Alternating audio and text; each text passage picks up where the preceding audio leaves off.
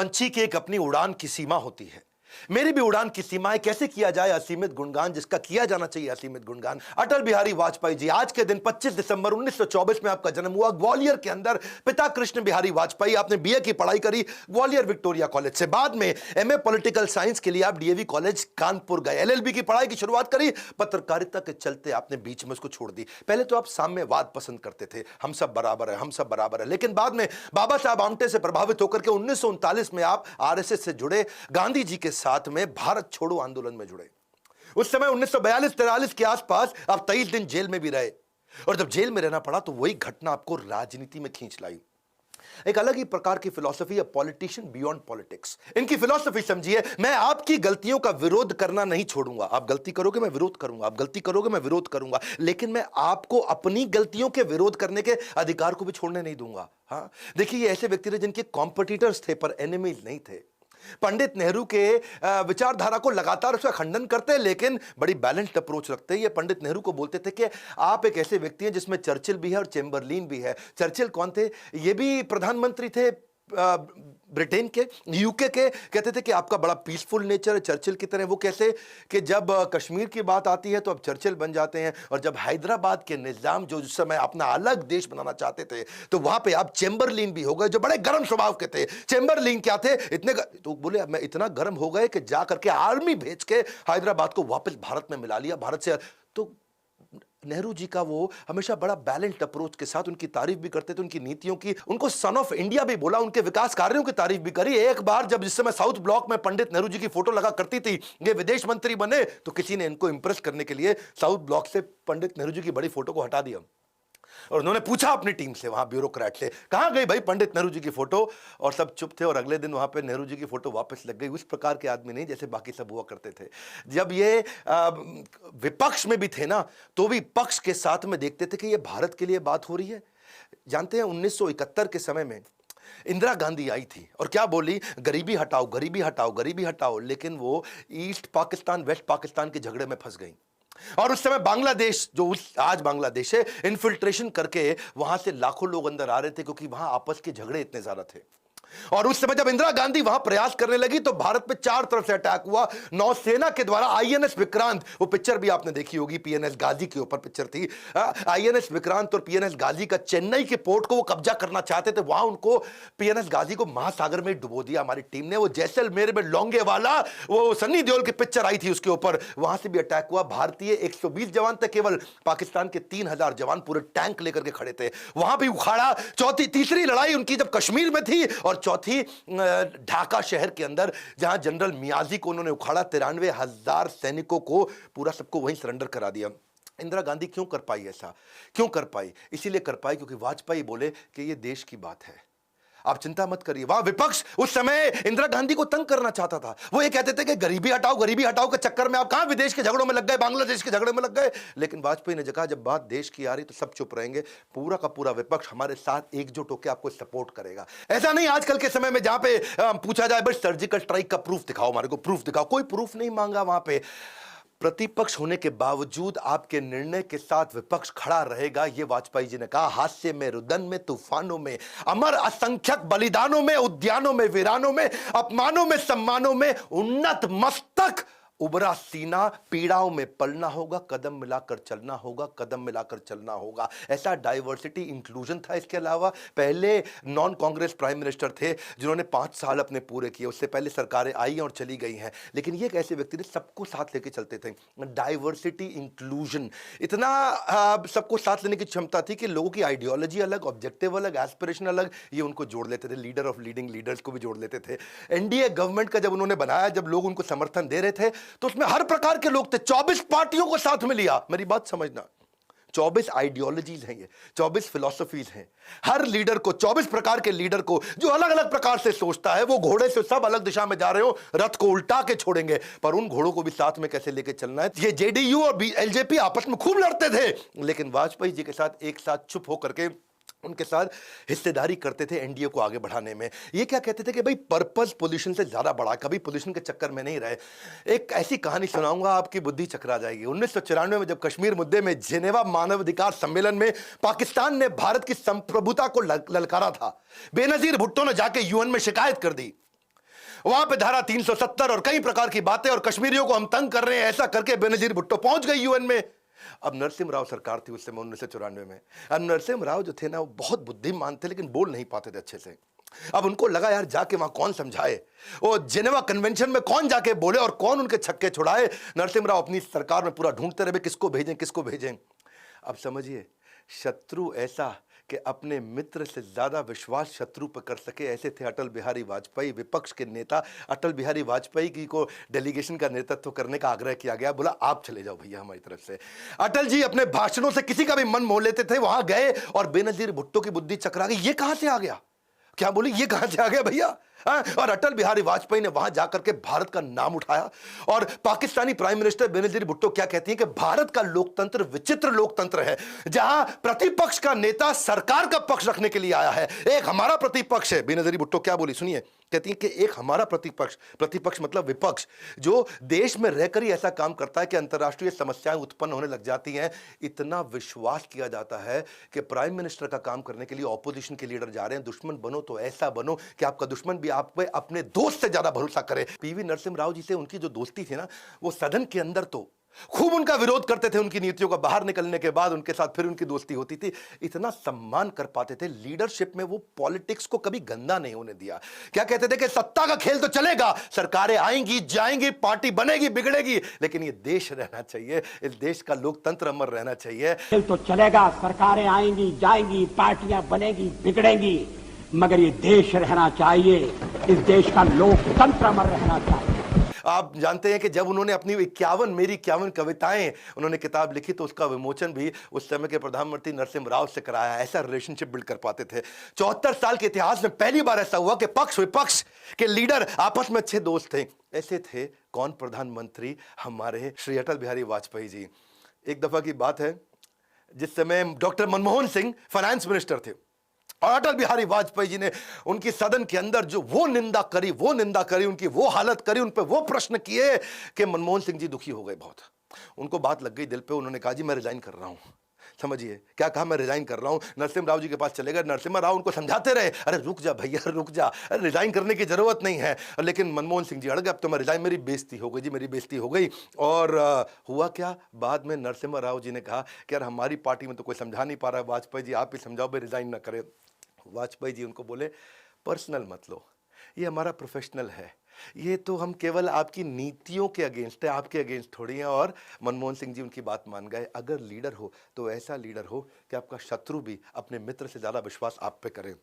1998 में जब कांग्रेस की सरकार 270 वोट पे थी, बीजेपी था ये 269 पे था, इनकी सरकार गिर गई, पार्टी तोड़कर सत्ता हासिल करने का उनके ऊपर जो है आरोप लगा और बोले कि क्या आप ये एक वोट को किस तरह से लेंगे। जब इस प्रकार के कुछ आरोप लगने लगे तो उन्होंने शरद पवार की कहानी सुनाई कि शरद पवार कांग्रेस से अलग होकर के उन्होंने अपनी एनसीपी बनाई, पार्टी तोड़ के एनसीपी बनाई और महाराष्ट्र के सीएम बने।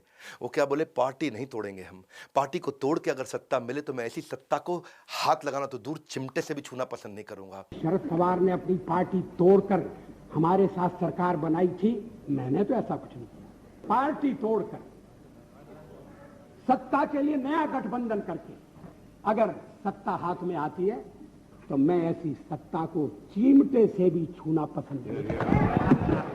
उस समय खैर कांग्रेस के लोग उन पे बहुत हंसे थे और उन्होंने क्या कहा कि आज तुम मुझ पे हंस रहे हो ना, एक ऐसा समय आएगा जब पूरा देश तुम पे हंसेगा। वैसे उनकी कही बात 2014 और 2019 में सत्य हो ही गई। 18 राज्यों के अंदर बीजेपी की सरकार आई और कांग्रेस केवल 52 सीटों पर सिमट के रह गई। 17 राज्यों में तो कांग्रेस अपना खाता भी नहीं खोल पाई। बहरहाल ये बात आज की ना कांग्रेस की है ना बीजेपी की है, ये बात उस लीडर की है जो अजात शत्रु है। धीरा धीर जना प्रिया प्रिया करो, क्या अर्थ हुआ, एक ऐसे लीडर था जिससे धीर अधीर दोनों पसंद करते थे। धीर वो जो स्टेबल माइंडसेट का है, अधीर वो जो बड़ा गुस्से वाला है, धीर वो जो मित्र हो, अधीर वो जो शत्रु हो, इनको सभी लोग बड़ा पसंद किया करते थे। ये एकमात्र ऐसे लीडर थे। 1977 का 76 का मैं एक किस्सा बताऊंगा आपको। श्रील प्रभुपाद जिन्होंने इस्कॉन की स्थापना करी थी, दुनिया भर में गीता सिखा रहे थे, उन्होंने अपने आज के जो चेयरमैन है इस्कॉन के श्रील गोपाल कृष्ण गोस्वामी महाराज, उनको भेजा वाजपेयी जी से मिलने। उस समय वाजपेयी जी फॉरेन मिनिस्टर थे, ये इमरजेंसी के बाद की बात थी। और विदेश मंत्री थे, और उनको जाके रिक्वेस्ट किया कि हमारे 500 शिष्य ऐसे हैं जो दुनिया भर में हैं, उनको हम इंडिया लाना चाहते हैं और यहाँ पे आकर के भगवत गीता सिखाएं और उनको रहने के लिए परमानेंट वीज़ा दे दें। वाजपेयी जी ने उनको इतना सम्मान दिया, और जब भगवत गीता की बात आई तो वाजपेयी जी के इस सम्मान को देखा, और उन्होंने आकर जब शिला प्रभुपाद को बताया, शिला प्रभुपाद ने वहीं पे उसी समय पे भविष्यवाणी कर दी थी कि ये व्यक्ति आगे चल के प्रधानमंत्री बनेगा। वैसे ये भविष्यवाणी तो पंडित नेहरू ने भी एक बार करी थी कि ये व्यक्ति ज़रूर प्रधानमंत्री बनेगा। जब उनकी स्पीच सुन करके वो बिल्कुल अवाक रह गए थे, हक्के बक्के रह गए थे।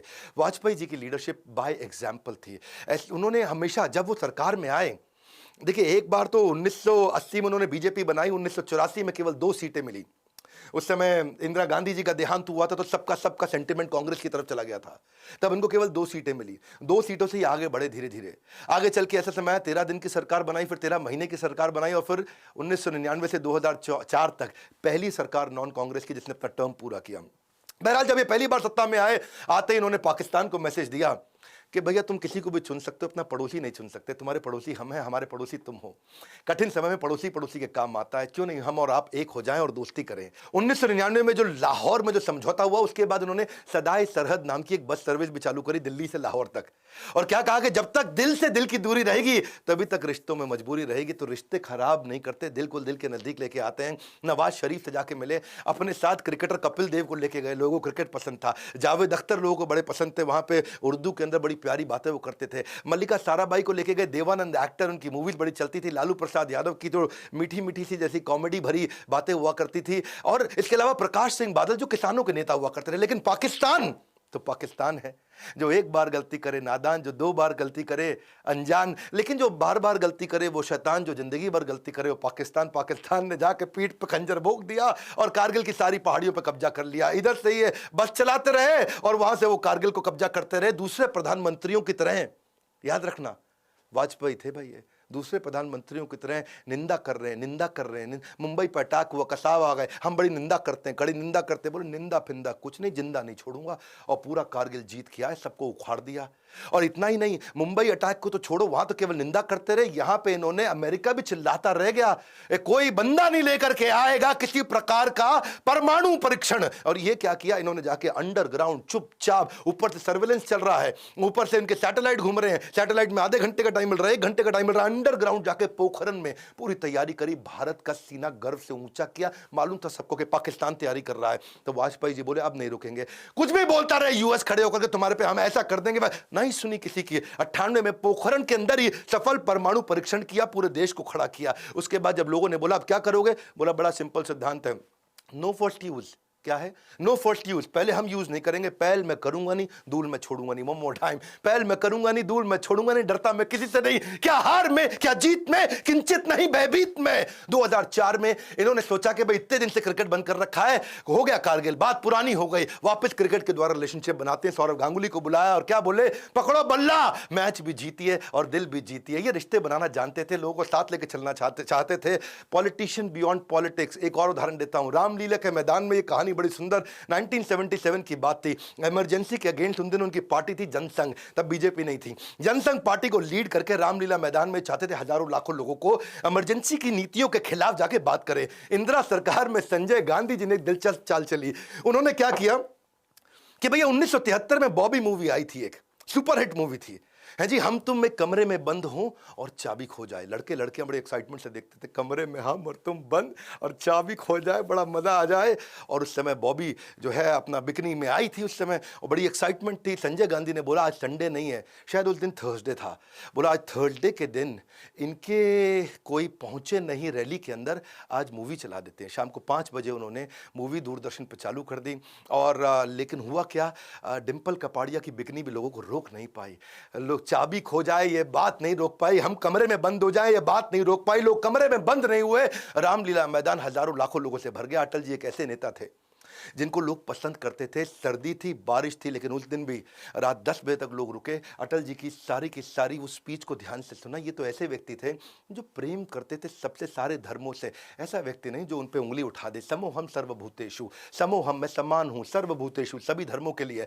भारत में ऐसे भी कई नेता हैं जो क्या कहते हैं, हम हम 25 करोड़ हैं, तुम 100 करोड़ हो, 15 मिनट पुलिस हटा दो, देख लेंगे किसमें कितना दम है। दूसरे एक और नेता महाराष्ट्र से, वो क्या कहते थे कि उस घटना में मेरा हाथ नहीं बल्कि मेरा पैर था। पर अटल जी एक ऐसे व्यक्ति थे जो पार्टी से उठ के बात करते थे। जब बाबरी मस्जिद डिमोलिशन हुआ तो उन्होंने बोला गलत है तो गलत है। उनकी अपनी सरकार थी, बीजेपी की अपनी सरकार थी उस समय, कल्याण सिंह की, उसकी भी निंदा करी उन्होंने। प्रधानमंत्री मोदी को उस समय जाके 2002 में राजधर्म का पाठ पढ़ाया कि राजा के लिए प्रजा, प्रजा में भेद नहीं होना चाहिए, राजा को अपना राजधर्म निभाना चाहिए। अपने लोगों में गलती हो तो उसको भी ठीक करेंगे। चीफ मिनिस्टर के लिए मेरा एक ही संदेश है कि वो राजधर्म का पालन करें। राजा के लिए, शासक के लिए प्रजा, प्रजा में भेद नहीं हो सकता। कितनी सुंदर बात है ना, एक राजा को अपना राजधर्म निभाना चाहिए। ये राजधर्म निभाते थे, राजनीति कभी गंदी नहीं करी इन्होंने। वोट मांगते हुए सामने वाले की नीतियों पे कठोर प्रहार तो करते थे, पर पब्लिक में आके बोले मैं ऐसा आदमी नहीं हूं जो कांग्रेस की 50 वर्ष की उपलब्धियों पे पानी फेर दूं। ऐसा करना देश के पुरुषार्थ पे पानी फेरने जैसा है। ये सामने वाले के अच्छे काम को रिकॉग्नाइज करना जानते थे, उसकी कमियों को भी उजागर करना जानते थे। कहते थे कि अगर मैं ऐसा बोल दूं कि 50 साल कुछ नहीं हुआ तो देश के किसान के साथ अन्याय होगा, मजदूर के साथ ज्यादती होगी और आम आदमी भी उसके साथ ये अच्छा व्यवहार नहीं माना जाएगा। खुद जीवन भर ब्रह्मचारी रहे, अपना जीवन देश की सेवा में समर्पित करना चाहते थे और कहते थे शादी इस राह में सबसे बड़ी बाधा है, इसीलिए जीवन भर ब्रह्मचारी रहे। शादी की बात चलने पर अटल जी को जब एक दिन बोला गया तो 3 दिन कमरे के अंदर जाकर अपने आप को उन्होंने बंद कर लिया। बहरहाल भारत रत्न दिया गया 25 दिसंबर 2014 को। अटल जी उस समय शरीर से बहुत कमजोर हो चुके थे। 27 मार्च को उनके घर जाकर के उस समय के राष्ट्रपति श्री प्रणब मुखर्जी ने आवास में उनके पहुंच के उनको भारत रत्न दिया। 16 अगस्त 2018 को वो इस देश को, इस पृथ्वी को अलविदा कहकर चले गए। मैं जी भर जिया, मैं मन से मरूं, लौट कर आऊंगा, कूच से क्यों डरूं। कूच मतलब अब जाने का समय आ गया है। प्रति वर्ष इनका जन्म देश में गुड गवर्नेंस डे के नाम से मनाया जाता है, सुशासन दिवस के नाम से मनाया जाता है। अटल बिहारी वाजपेयी जिन्होंने सबको राजधर्म सिखाया। हमारी क्या जिम्मेदारी है, हम बड़ा बिजनेस में लोगों को बिजनेस धर्म सिखाते हैं। उन्होंने सर्व शिक्षा अभियान, शिक्षा पे बहुत जोर दिया। खुद भी शिक्षा उन्होंने उस समय काफी देर तक पढ़ाई करते रहे जिस समय लोग पढ़ाई नहीं किया करते थे। आज एजुकेशन बहुत इंपॉर्टेंट है।